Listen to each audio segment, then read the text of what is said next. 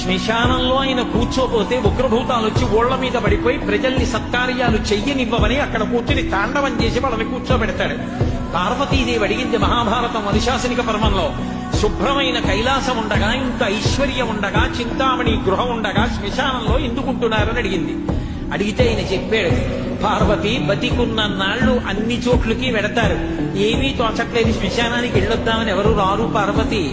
నేనంతవాణ్ణంటాడు, పొడుగ్గా ఉన్నానంటాడు, తెల్లగా ఉన్నానంటాడు, పండితుణ్ణంటాడు, పద్యాలు నాకు నోటికొచ్చంటాడు, ఉపన్యాసం చెప్పగలనంటాడు, నాకు పాటలొచ్చంటాడు, నేను నాట్యం చేస్తానంటాడు, నేను అధికారినంటాడు, నా దగ్గర డబ్బుందంటాడు, నేను పాట పాడగలనంటాడు. ఇన్ని ఉన్నాయనుకున్న వాడిలోంచి ఊపిరి బయటికి వెళ్ళిపోయిన తరువాత వాడిని తీసుకెళ్లి 4 కొత్త కర్రల మీద పడుకోబెట్టి చాప చుట్టి తాడు కట్టి పైన నూలుబట్ట కప్పి తీసుకొచ్చి అన్నీ తీసేసి కర్రల మీద పడుకోబెట్టి కాల్చేస్తుంటే జీవుడు లేచి నిలబడి పుర్రె పగిలిపోయిన తరువాత కన్న కొడుకు కూడా స్నానం చేసి వెళ్ళిపోతుంటే చీకటి పడిపోయాక, అయ్య బాబోయ్ చుట్టూ ఉగ్రభూతాలు, నా వాళ్ళన్న వాళ్ళు లేరు, వీళ్ళని నమ్ముకున్నాను, ఒక్కడు లేడని ఏడుస్తుంటే నేనున్నాను రా అని చెప్పడానికి నేను కూడా లేకపోతే చచ్చిన వాడు 1000 మాటలు చచ్చిపోతారని అక్కడ ఉన్నాను పార్వతి, నా కర్మకాలక్కడలేనను.